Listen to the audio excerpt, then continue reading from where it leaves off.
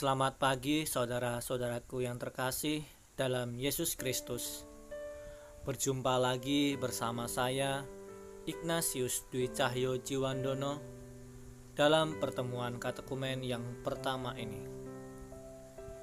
Pada pagi hari ini kita akan membahas tentang keinginan menjadi Katolik merupakan panggilan Allah.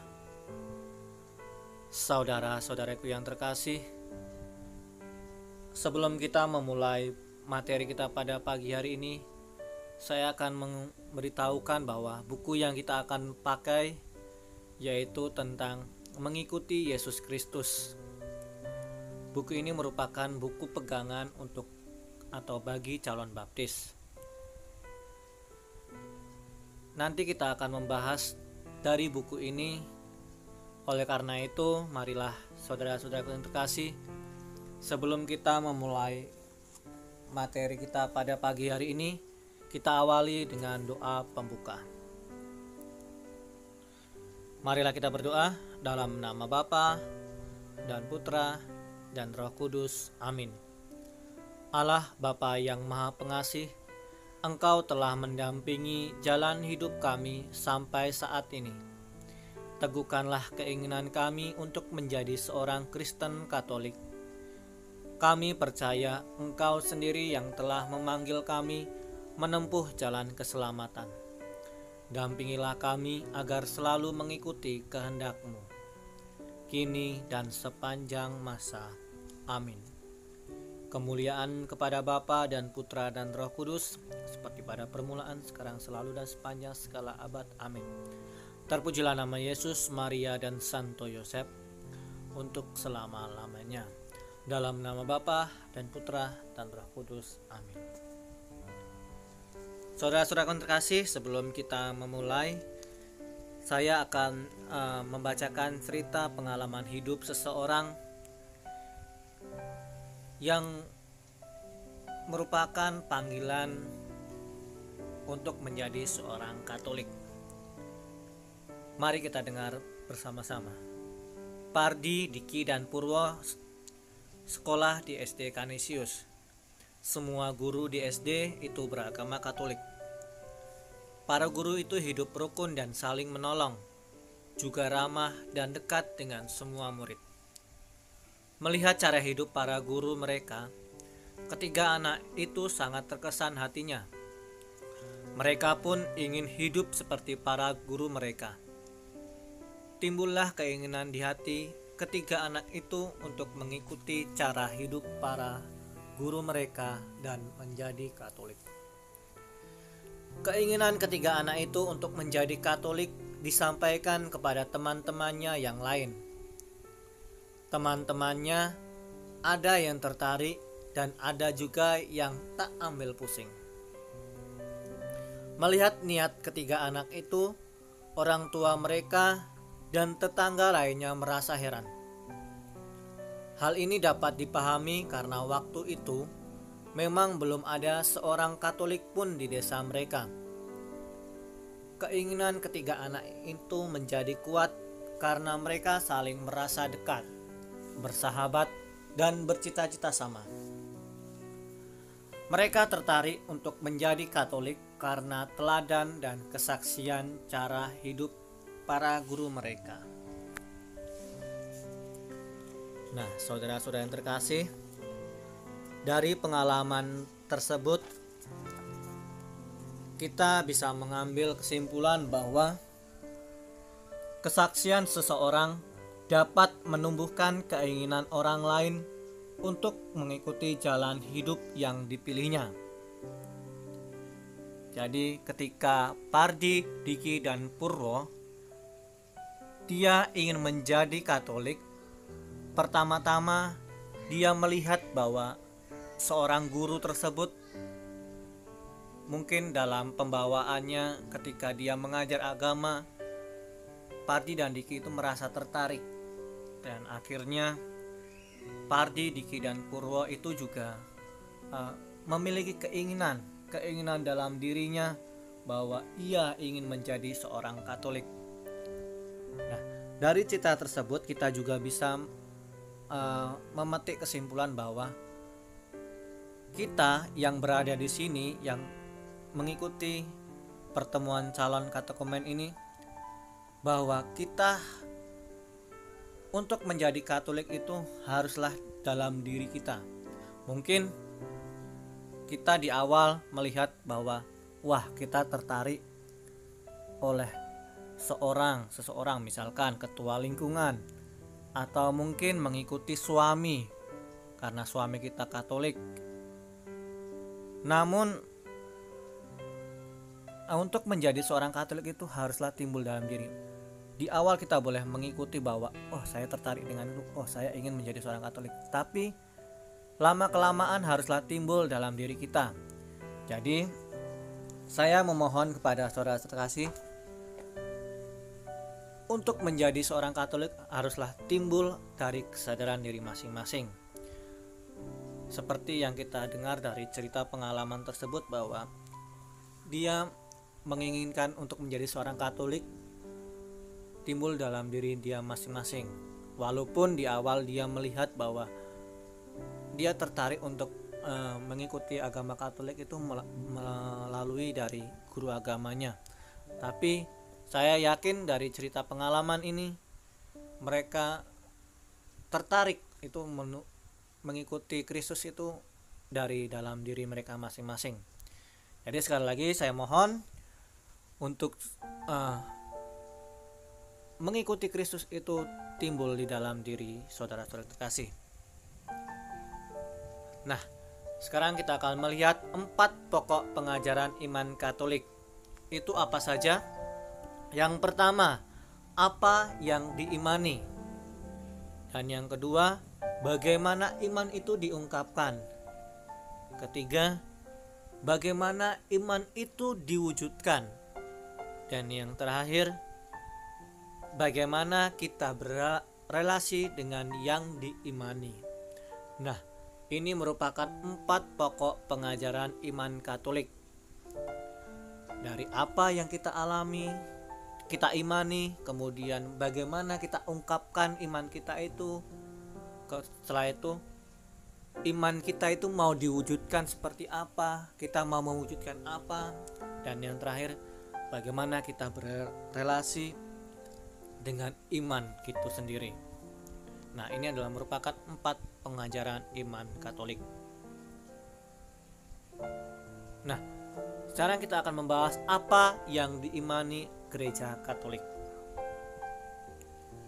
Kita melihat bahwa yang diimani oleh Gereja Katolik itu apa yang diakui atau diimani oleh Gereja Katolik, kemudian diungkapkan dalam pengakuan iman para rasul. Setelah itu, pengakuan iman para rasul itu berisi kebenaran-kebenaran pokok iman Katolik. Ya, jelas bahwa pengakuan iman para rasul itu merupakan suatu kebenaran, bukannya kebohongan. Jadi, suatu kebenaran merupakan yang terdapat dalam pokok iman Katolik itu sendiri. Nah, kemudian pengakuan iman akan karya keselamatan Allah yang dikerjakan hanya satu kali untuk selama-lamanya oleh Allah melalui Yesus Kristus dalam Roh Kudus. Jadi, saudara-saudaraku yang terkasih, iman Katolik merupakan karya keselamatan Allah. Ya. Jadi, saudara-saudara terkasih itu ingin menjadi Katolik itu merupakan karya dari Allah itu sendiri. Nah, kemudian haruslah kita kerjakan, kita laksanakan dengan sebaik mungkin, dan hanya satu kali untuk selama-lamanya. Jadi, kalau saudara-saudaraku terkasih sudah niat untuk menjadi seorang Katolik, tekuni. Jangan sampai Anda itu mudah terpengaruh oleh teman kalian. Misalkan kalian sudah memiliki keinginan untuk menjadi Katolik, kemudian di awal kalian sudah semangat. Setelah setengah perjalanan kalian mengikuti pertemuan katekomen ini, ada teman kalian yang menggoda kalian untuk tidak usah meneruskan pertemuan ini. Nah, jadi saya mohon untuk saudara-saudara kasih, kuatkanlah iman kalian, kuatkanlah kalian untuk semakin semangat mengikuti Kristus. Nah, ini apa yang diimani oleh gereja Katolik itu sendiri. Nah, kita saat ini akan menjelaskan tentang syahadat para rasul. Nah, saudara-saudara kasih, untuk menjadi seorang Katolik itu kita harus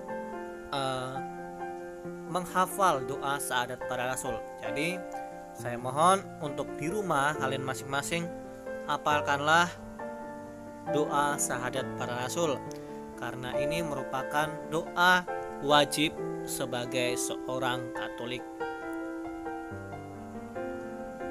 Nah, di dalam doa syahadat para rasul kita melihat bahwa di dalam doa itu ada 3 kata kunci.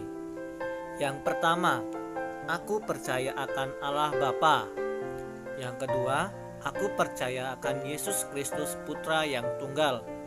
Dan yang ketiga, aku percaya akan Roh Kudus.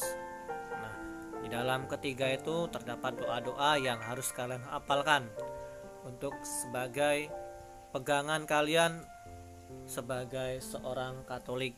Dan ini doa yang wajib harus kalian hafalkan. Salah satunya. Nah, sekarang kita akan melihat bagaimana iman Katolik itu dirayakan. Iman akan karya keselamatan yang dikerjakan satu kali untuk selama-lamanya oleh Allah melalui Yesus Kristus dalam Roh Kudus itu dihadirkan bagi kita atau dirayakan serta diungkapkan melalui kegiatan-kegiatan kudus liturgi gereja, terutama melalui ketujuh sakramen tersebut.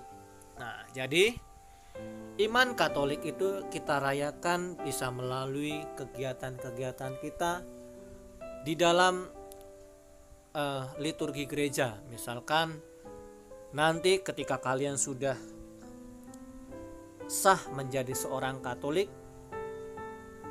aktiflah di dalam kegiatan liturgi gereja.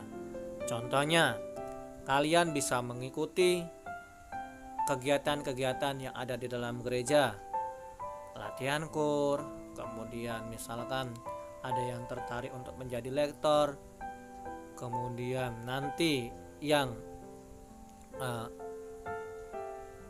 bapak-bapak bisa menjadi seorang prodiakon, kemudian bisa menjadi seorang katekis, ya, pengajaran agama.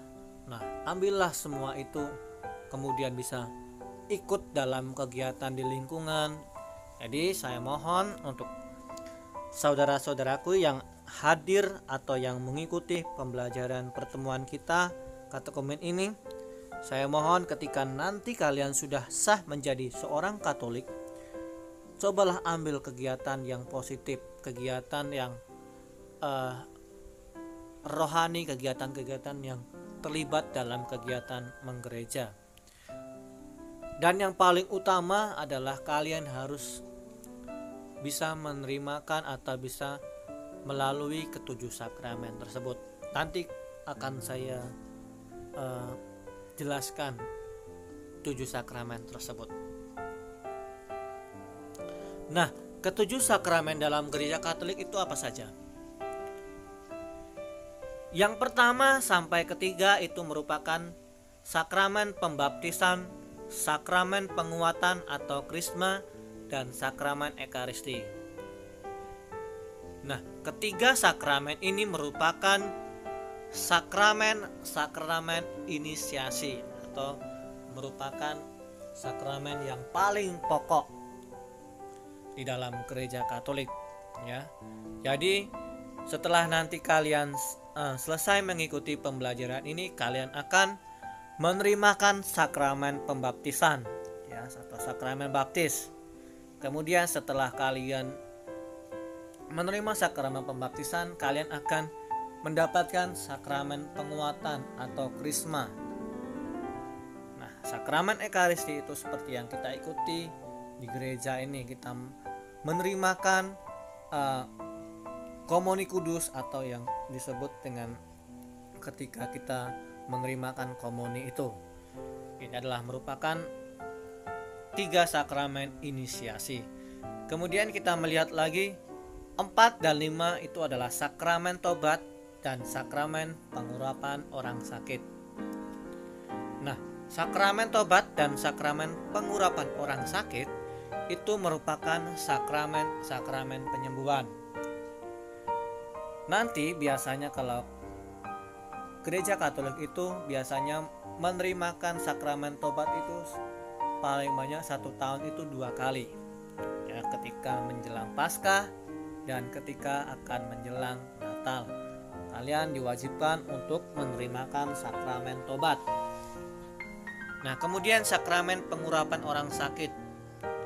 Biasanya yang menerimakan sakramen pengurapan orang sakit ini adalah orang-orang yang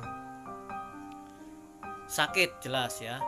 Jadi kalian misalkan ada saudara kalian yang sedang sakit,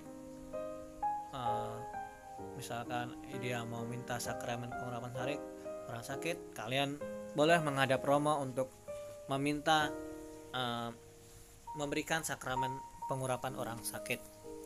Nah, kita melihat lagi yang ke-6 dan ke-7, yaitu sakramen perkawinan dan sakramen imamat. Sakramen perkawinan dan imamat itu merupakan sakramen pelayanan persekutuan dan perutusan. Ya. Jadi kita sebagai orang Katolik ini bisa menerima 7 sakramen tersebut. Namun untuk seorang imam, dia tidak bisa menerimakan sakramen perkawinan. Jadi kalau kita misalkan ada yang dari Anda, saudara terkasih, ada yang menjadi seorang imam atau menjadi seorang suster, ya, kalian tentunya tidak akan menerimakan sakramen perkawinan. Nah, kalau kalian juga ingin menjadi seorang imam biasa, awam biasa, kalian bisa menerimakan 6 sakramen tersebut. Bahkan ya, kita juga tidak bisa menerimakan sakramen imamat. Nah, ini merupakan 7 sakramen dalam gereja Katolik. Nah, bagaimana iman Katolik diwujudkan dalam kehidupan sehari-hari? Orang beriman mewujudkan komitmen mereka terhadap iman yang sudah mereka akui dan rayakan melalui tindakan atau perilaku atau perbuatan hidup mereka. Untuk bertindak dengan bebas dan tepat, kita dibantu petunjuk dan rahmat Allah. Jadi iman Katolik itu diwujudkan itu dalam kehidupan sehari-hari itu dengan cara kita dapat mewujudkan komitmen kita terhadap iman kita. Kemudian kita rayakan melalui tindakan, berbuat baik kepada sesama kita, menghargai orang lain, itu yang diajarkan oleh gereja Katolik. Kemudian kita bisa menghormati orang yang berbeda agama. Nah, bertindak dengan bebas dan tepat. Kita itu dibantu oleh Tuhan juga, oleh rahmat Allah itu sendiri. Nah, tindakan ini ialah memenuhi hukum ganda dan cinta kasih, seperti yang dikembangkan dalam 10 perintah Allah. Ya, saudara-saudara kasih juga harus bisa hafal 10 perintah Allah itu apa saja ya. Jadi, dan ke-10 perintah Allah itu harus kita jalani dengan baik.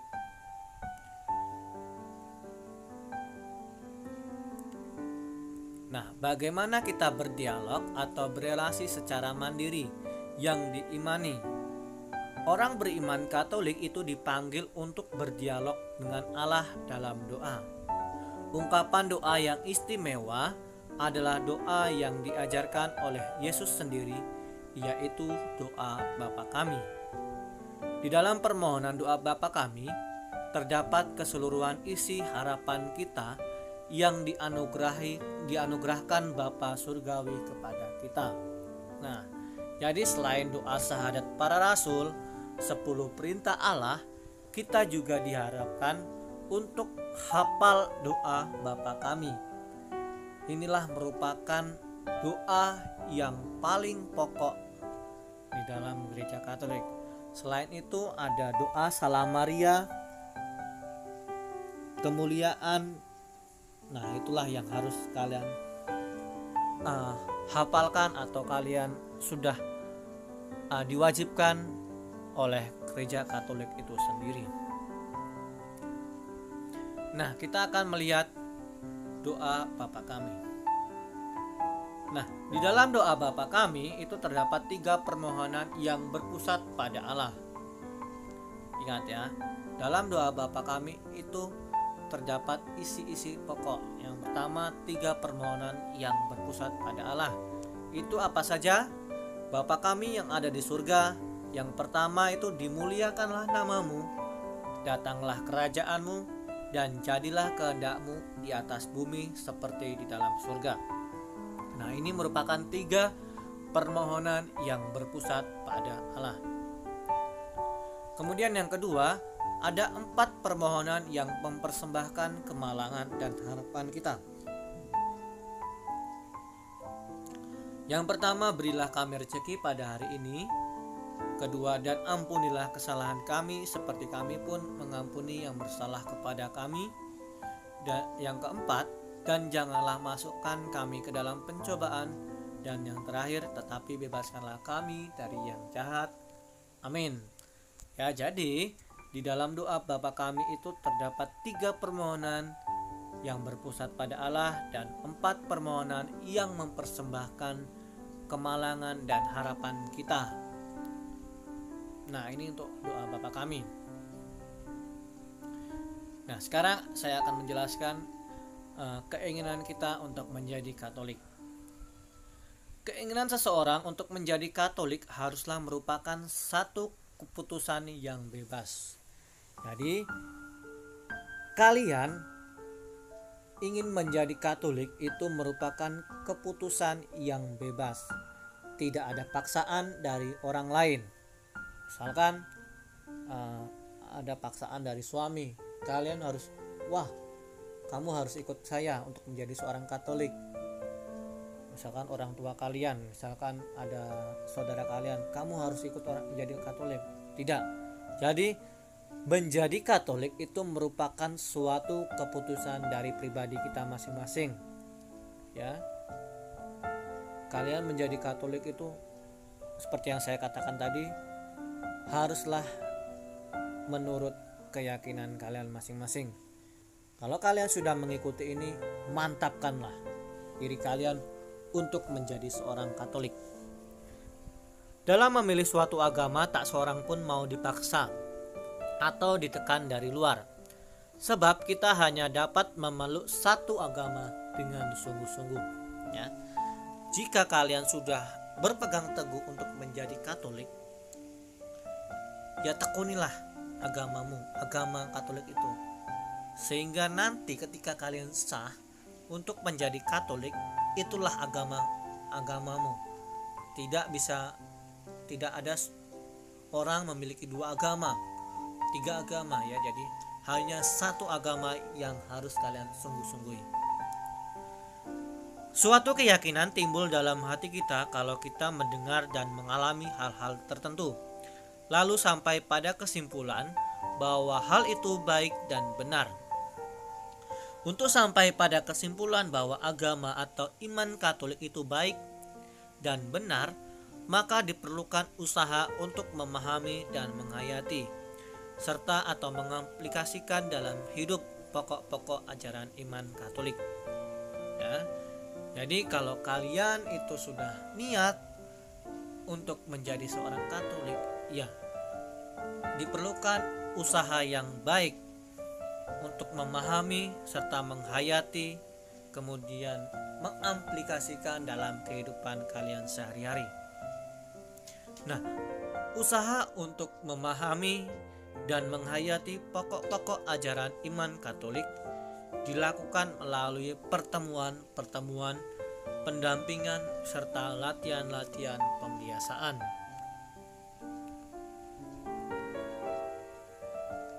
Selanjutnya, pertemuan pendampingan dan pelatihan-pelatihan ini juga mengandaikan suasana kebebasan. Kita tidak dipaksa untuk menerima begitu saja segala sesuatu yang disajikan atau dilatihkan. Kita boleh bertanya kalau ada hal-hal yang kurang terang atau kurang meyakinkan. Ya, kalian bisa bertanya kepada ketua lingkungan, kepada romo, kepada saya, atau kepada Pak Prapto dan sebagainya ya. Kalau kalian masih kurang meyakinkan di dalam diri kalian. Kemudian melalui pertemuan-pertemuan pendampingan dan pelatihan-pelatihan diharapkan kita bisa sampai pada kesimpulan bahwa iman Katolik adalah iman yang baik dan benar. Nah, apa sih alasan untuk menjadi seorang Katolik?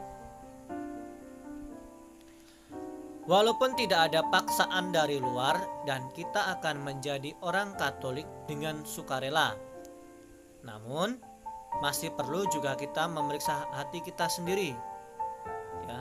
Jadi kita harus memeriksa batin kita bahwa apakah alasan yang mendorong aku sehingga ingin menjadi seorang Katolik ya. Cobalah kalian gali dalam diri kalian, saya mengikuti atau ingin menjadi seorang Katolik itu apakah ada yang mendorong saya atau menyemangati saya sehingga saya ini menjadi seorang Katolik. Nah, kemudian tidak semua orang itu mempunyai alasan yang sama, tentunya berbeda ya. Antara teman yang satu dan yang satu itu berbeda. Dan mungkin juga alasannya bukan hanya satu ya. Kalian ingin menjadi Katolik itu mungkin alasannya tidak hanya satu. Misalkan seperti yang cerita tadi, saya tertarik dengan guru agama tersebut. Kemudian mungkin ada alasan lagi, memang saya dalam diri saya tuh keinginan untuk menjadi seorang Katolik. Nah, itu contohnya. Kemudian alasan-alasan kita lama kelamaan harus dimurnikan ya, sehingga sungguh menjadi alasan iman. Jadi alasan kalian yang seperti tadi, misalkan saya tertarik menjadi Katolik itu karena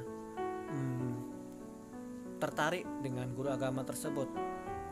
Nah, itu kan alasan-alasan yang lama kelamaan harus kalian murnikan sehingga memang sungguh-sungguh dalam diri kalian itu untuk menjadi seorang Katolik.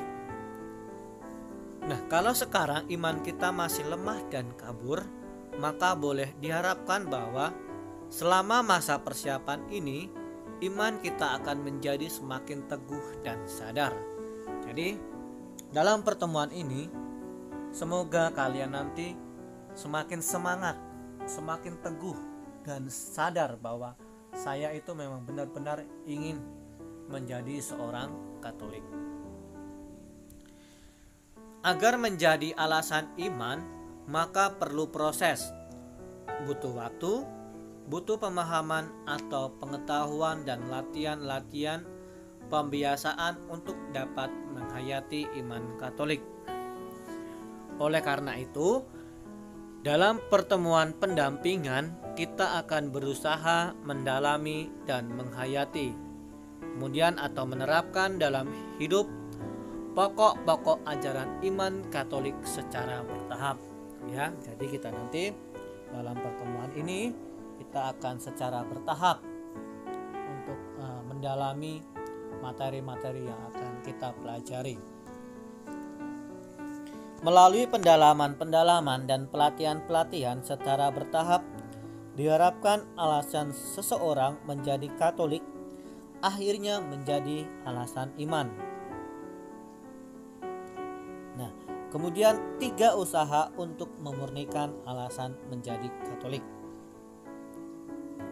Yang pertama, perlu mengikuti proses inisiasi Kristen Katolik, yaitu proses mengantar seseorang untuk bergabung ke dalam komunitas gereja Katolik yang terdiri dari 4 masa dan 3 tahap. Yang kedua, perlu mempelajari atau mengetahui atau memahami dan menghayati apa yang dialami oleh gereja atau orang-orang Katolik, serta mempelajari pokok-pokok iman. Dan yang ketiga, perlu membiasakan diri mengikuti kebiasaan-kebiasaan Katolik. Ya, contohnya seperti misalkan kita harus rajin berdoa, kemudian pergi ke gereja. Nah, itu suatu contoh kebiasaan untuk mengikuti kebiasaan-kebiasaan Katolik. Nah, ini adalah 3 usaha untuk memurnikan alasan menjadi seorang Katolik.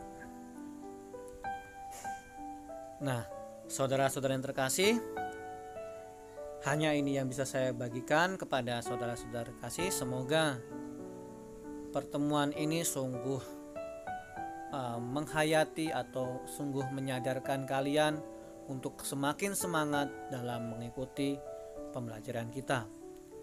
Saya hanya ada satu bahan refleksi untuk kalian renungkan di rumah kalian masing-masing.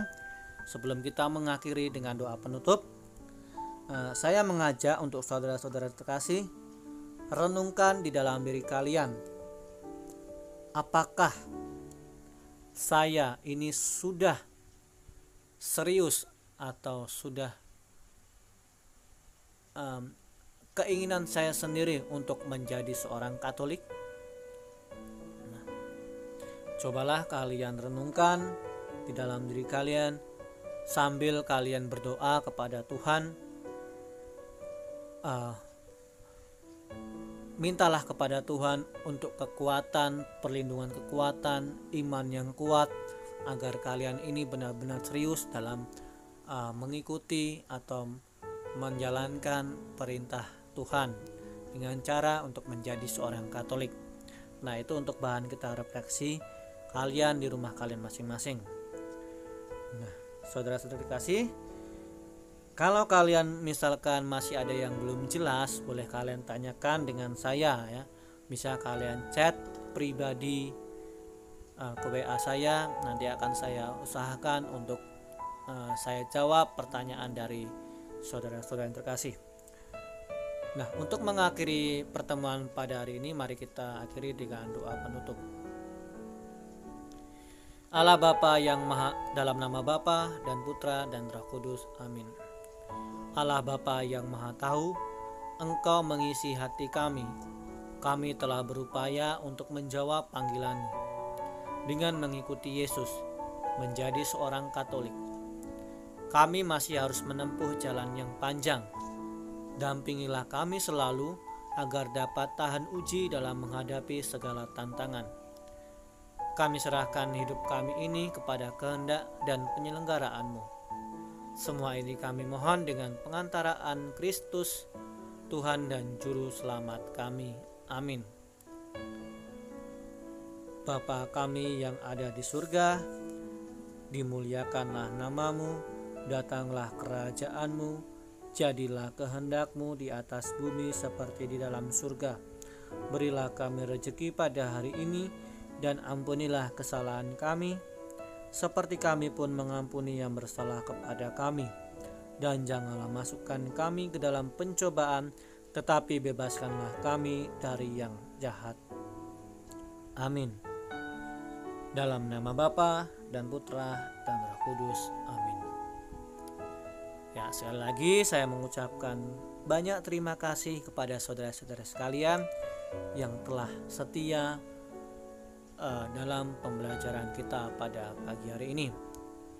Untuk sekedar pengumuman saja, untuk pertemuan selanjutnya nanti akan saya tanyakan sama pendamping apakah beliau mau secara online atau misalkan pertemuan tatap muka. Jadi dalam pertemuan ini saya mengawali dengan online karena uh, saya berharap semoga saudara-saudara kasih yang tidak diizinkan untuk bertatap muka secara langsung bisa mendalami pertemuan kita yang pertama ini.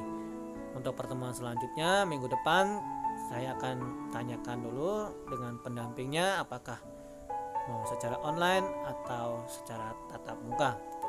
Sekali lagi saya minta kepada saudara sekalian, tetaplah berdoa kepada Tuhan agar apa yang kalian inginkan selama ini untuk menjadi seorang Katolik itu sungguh-sungguh dalam diri kalian. Sekali lagi saya mengucapkan banyak terima kasih dan Tuhan memberkati kita semua.